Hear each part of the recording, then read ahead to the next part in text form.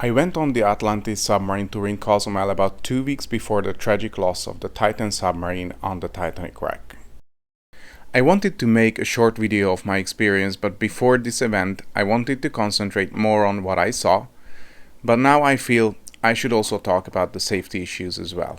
To start with, I'm a certified scuba diver and I dove beyond the depth of 100 meters or 330 feet before. I also travel to remote areas of the world for a living, so my assessment of risks might be a little bit different from the average. At the same time, I took my family on this trip and I'm super careful and conscious about risks whenever it's about them.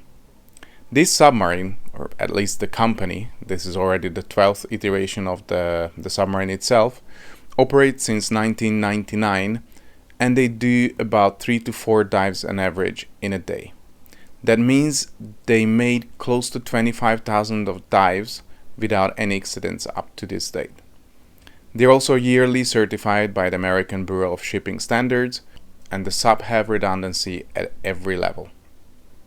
It also apparently surfaces if it stays without electricity. The sub dives to 30 meters, which is well within the limits of recreational diving. It stays always about shallow bottom, so no chance to dive deeper, and it stays away from anything to get entangled. So far, it seems pretty good. Does this mean it's 100% safe? No, I don't think so. A sudden implosion or rush of seawater inside the cabin still could cause a terrible accident. Fatal accident, most probably. Simply, I feel that it is similar to boarding a plane. If it falls, we die.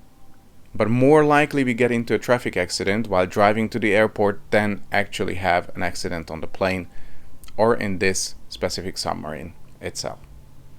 This does not mean you should do the tour as well. I'm in no way associated with Atlantis, the company, and I would not push anyone to do this. I wouldn't really even suggest it. If you feel anxious thinking about getting into a submarine, or you're claustrophobic, or if you feel what happened to the Titan would make you nervous, don't go. Doing this tour should be a fun experience, so if you're anyway stressed about it, I think you should not do. Finally, let's talk a little bit about the experience itself. Actually, it was much better than I expected. As a diver with hundreds of dives in Cozumel, I thought looking at the reef from the submarine will be way more inferior compared to scuba diving. But actually the windows are very clear and the submarine gets close enough to the reef so you can see the coral, the fishes, and sometimes some other cool creatures. We've seen garden eels, we managed to see a big turtle, some eagle rays and stingrays as well. The submarine also passes a nice artificial reef, a quite big shipwreck, and you get a very good look at the shipwreck as well as the submarine passed both sides of it.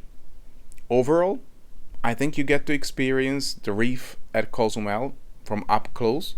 You can say that you actually dove and you get to go on a real life submarine, which is not attached to anything, it's not tethered, it's a completely autonomous real submarine diving to 30 meters and 100 feet of depth. I think all in all it's very cool and it's a great experience.